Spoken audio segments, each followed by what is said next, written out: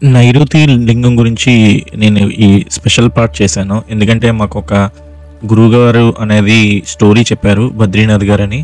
And ఇక్కడే చూసినట్టయితే ఒకరికొకరు సహాయం చేసుకోవడం ఎలాగో అనేది కూడా నేర్చుకున్నట్టు ఉంటుంది. అండ్ బద్రీనాథ్ గారు అయితే చాలా బాగా ఎక్స్ప్లెయిన్ చేశారు. అసలు ఆ స్టోరీ అనేది నైరుతి లింగం దగ్గర వినడం అనేది మా అదృష్టం కింద భావిస్తున్నాను.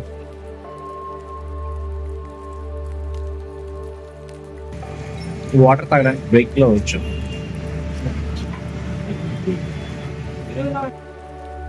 ఈ జర్నీలో మనం మధ్యలో చాలా వరకు టెంపుల్స్, ఆశ్రమాలు చూస్తుంటాం. అండ్ ఇక్కడ మనం భయపడాల్సిన ఏమీ అవసరం లేదు. మనకి ఎక్కడ కావాలంటే అక్కడ వాటర్ ఉంటుంది. ఎవ్రీ హాఫ్ కిలోమీటర్ వరకు వాష్రూమ్స్ ఉంటాయి.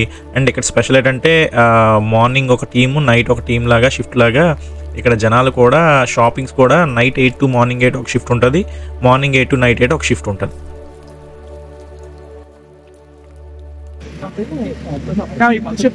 నువ్వు ఏం చెప్తావు చెప్పినా కెమెరా షై. ఓకే చెప్ for English peoples hi, for Tamil వనకం వనకం, ఫర్ హిందీ हिंदी हाय नमस्कार, संस्कृत కదా नमस्कार, हिंदी కూడా पंजाबी सत श्री अकाल. Whatever, as you can see, there are a lot of people roaming the road. Muslim, salam alaikum. మరి మా భాష అది లాలే కలిపే. అవునా?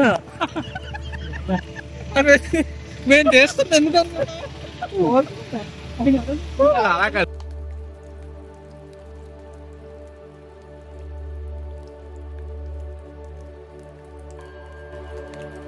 లెఫ్ట్ సైడ్ శివనిలయం, ఇక్కడే మేము రూమ్లో ఉంటున్నాం ప్రజెంట్. సో ఆ వే నుండే మేము ఈ గిరి ప్రదక్షిణ అనేది వెళ్తున్నాం అనమాట. సో ఇక్కడ మే హెల్ప్ యూ చాలా వరకు స్టేజెస్ ఉంటాయి. అండ్ లెఫ్ట్ సైడ్ చూసారు కదా, షాప్స్ అన్నీ ఓపెన్ అయ్యి ఉంటాయి. సో మనకి ఏం కావాలన్నా రెడీగా ఉంటుంది. అండ్ మెడికల్ క్యాంప్స్ కూడా మధ్యలో అక్కడక్కడ ఉంటాయి. ఎక్కడ ఉంటాయి అనేది బోర్డ్స్లో పెడతారు. అండ్ చాలా టెంపుల్స్ విజిట్ చేయొచ్చు. అండ్ ఫైనల్లీ నైరుతి లింగం గురించి ప్రత్యేకించి బద్రీనాథ్ గారు చెప్పిన స్టోరీ మాత్రం వినండి.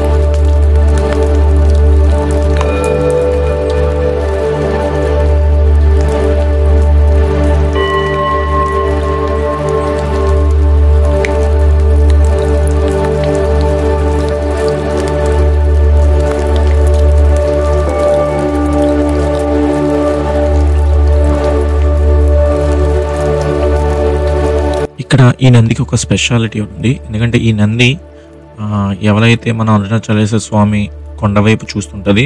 సో ఈ నంది చెవులో ఏదైనా చెప్తే అది మన కోరికలు నిజమవుతాయని ఇక్కడ నమ్మకం.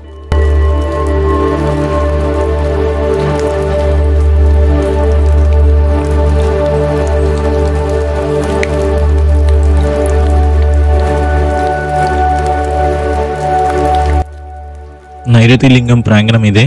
ఇక్కడే మనకు అసలు ఈ నైరుతి లింగం రావడానికి గల కారణాలు ఏంటి, అండ్ దీని వెనకున్న చరిత్ర ఏంటి అనేది ఒక గురూజీ గారు చాలా బాగా చెప్పారు. అతని పేరు బద్రీనాథ్ గారు. సో అతను చెప్పిన మాటల్లో మనం ఈ చరిత్ర అనేది తెలుసుకుందాం ఇప్పుడు.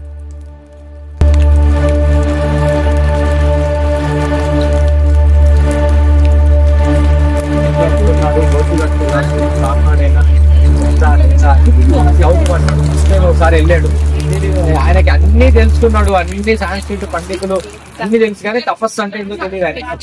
నేను అన్ని బుక్స్ చదివాను, నాకు అన్ని సాంస్కృతి వచ్చు, ఏదైనా ఏకదంతాగ్రహి అన్ని చదువుతాను, కానీ నాకు తపస్సు అంటే ఏంటో మాట్లాడతాను. ఇంతకుముందు ఒకసారి వెళ్ళావు, తప్పు చేసావు, పొరపాటు చేసావు అని చెప్పి మళ్ళీ వెళ్తాను. మళ్ళీ వెళ్తే స్వామి అక్కడే కొండపైన వెళ్తే మీకు వాళ్ళ టైం లేకుండా కొండపైన వెళ్తే గద్దాశ్రమం, తర్వాత విరూపాక్ష గుహ అన్ని చూడొచ్చు పైన.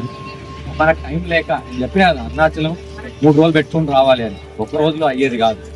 సో ఆయన వెళ్ళాకనే కాళ్ళు పట్టుకొని, స్వామి నాకు అర్థం కావట్లేదు, తపస్సు అంటే ఏంటో చెప్పండి అంటాడు. అప్పుడు ఆయన ఫస్ట్ మాట్లాడతాడు, అంతవరకు 12 సంవత్సరాలు ఆయన ఎవరితో మాట్లాడలేదు, నోట్లోంచి మాట వచ్చేది కాదు, ఎవరన్నా పేపర్ రాసి ఇచ్చేవాడు అంతే. అప్పుడు ఆయన నువ్వు ఏదైతే తపస్సు అంటున్నావో లోపల నుంచి ఏదైతే పుట్టుకొస్తుందో ఆ మాట ఎక్కడి నుంచి అయితే పుట్టుకొస్తుందో ఆ స్థానాన్ని కనుక్కో, లోపలికి వెళ్ళి మెడిటేషన్ చేసి అది ఎక్కడి నుంచి వస్తుందో ఆ నేను అనేది అది కనుక్కో, ఆ నేనులో నువ్వు లీనం అయిపోతే అదే తపస్సు అని చెప్తున్నాడు. ఇప్పుడు ఆయన మాట్లాడితే ఆయన ఈయనకి పేరు పెడతాడు, ఈయన ఆయనకి పేరు పెడతాడు. అప్పటి వరకు ఆయన బ్రాహ్మణ, ఆయన పేరు ఇది కాదు, ఆయన పేరు భగవాన్ శ్రీ రమణ మహర్షి అని ఈయన పేరు పెడతాడు. ఆయన అప్పటి నుండి ఆయన రమణ మహర్షి ఆయన ఈయనకి నాయన అంటాడు. ఈయన పేరు కావ్యగంట గణపతి గురి, ఆయన పేరు మన తల్లిదండ్రులు ఇంటి గణపతి అని చెప్పాడు కదా, గణపతి అంశతో వచ్చాడు కాబట్టి ఆయన వాళ్ళ తల్లిదండ్రులు పెట్టిన పేరు కావ్యగంట గణపతి. ఈయన నాయన అని పేరు పెట్టాడు. ఈయన అప్పటి నుంచి ఆయనకు నాయన అని వస్తుంది. మీరు ఇప్పటికి యూట్యూబ్ లో నాయన అని కూడా ఆయన స్టోరీ మొత్తం వస్తుంది. ఉంటాడు కావ్యగంట, ఆయన గణపతి అంశతో ఉంటాడు. ఈయన సుబ్రహ్మణ్య స్వామి. అట్లా ఇద్దరు కలుసుకున్నారు. ఆ ఇద్దరు కలుసుకున్న దాదాపు 10-15 సంవత్సరాలు 20 సంవత్సరాలు ఇద్దరు కలిసే ఉన్నారు. రమణ మహర్షి గురించి చెప్తే కావ్యగంట గణపతి గురించి చెప్పాలి, కావ్యగంట గణపతి గురించి చెప్తే రమణ మహర్షి గురించి చెప్పాలి. ఇద్దరు అంత క్లోజ్ అయిపోయారు. అంటే ఆయన గణపతి, ఈయన సుబ్రహ్మణ్య స్వామి అన్నదమ్ములు అన్నట్టు. అట్లా వాళ్ళిద్దరు కొండ మీద కలుసుకున్నారు. అట్లా ఒక 20 సంవత్సరాలు ప్రయాణం చేశారు. ఇక చాలా ఘట్టాలు ఉన్నాయి వాళ్ళిద్దరు కలిసి చేసినవి. ఆయన ఉమా సహస్రం రాశాడు. ఆయన ఉమా సహస్రం రాస్తే 80% రాసిన తర్వాత 20% రాయలేకపోయాడు. గోరు చుట్టేసింది. ఆ గోరు చుట్టేస్తే రమణ మహర్షి కింద నుంచి సాంస్క్రిట్ పండితులను పిలిపించి పుచ్చకులు అంటారు, ఇట్లా వరుసగా కూర్చుంటారు. ఈయన చెప్తుంటే వాళ్ళు రాస్తారు. మనం ఎగ్జామినేషన్ కొంతమంది హ్యాండిక్యాప్లు వాళ్ళు రాయలేకపోతే వీళ్ళు కొంతమంది వేరే వాళ్ళు వెళ్ళి వీళ్ళు ఆన్సర్ చెప్తే వాళ్ళు రాస్తారు. అట్లా ఆయన ఒక సాంస్క్రిట్ పండితుల కింద నుంచి పిలిపించి 25% మిగిలిపోతుంది. ఆయన ఆ రోజు అనౌన్స్ చేశాడు సహస్రం, ఉమా సహస్రం అంటే అమ్మవారి పేరు మీద 1000 పద్యాలు, అమ్మవారి పేరు మీద ఉమా సహస్రం అనేది రాసి. ఇప్పటికీ మనకు బుక్ పొద్దున బుక్ స్టాల్ చూసాం కదా, ఆ బుక్ స్టాల్ లో దొరుకుతుంది, ఉమా సహస్రం బుక్ దొరుకుతుంది. ఆయన రాసిన బుక్ ఆయన అనౌన్స్ చేశాడు. అరుణాచలంలో మొత్తం అందరూ పండ్లు కట్టుకొని వచ్చేసారు. ఈయన ఉమా సహస్రం చదువుతాడట, కావ్యగంట గణపతి ముని అంట, ఆంధ్ర నుంచి వచ్చాడట, ఆయన చదువుతాడట అని. ఆయన చూస్తే 75% అయిపోయింది, 25% అయిపోలేదు. ఆయన ప్రతిజ్ఞ చేశాడు, నేను పలానా డేట్ రోజు నేను 100% రాయకపోతే అంతవరకు రాసినంత చింపేస్తా అని ప్రతిజ్ఞ చేశాడు. రమణ మహర్షి వెనకాల ఉండి అట్లా కాదని చెప్పేసి ఆయన వెనకాల కూర్చొని ఆయన ముందు కూర్చొని ఆయన ఈయనకి మనసులో జ్యోతకం చేస్తూ ఈయన ద్వారా చెప్పించారు.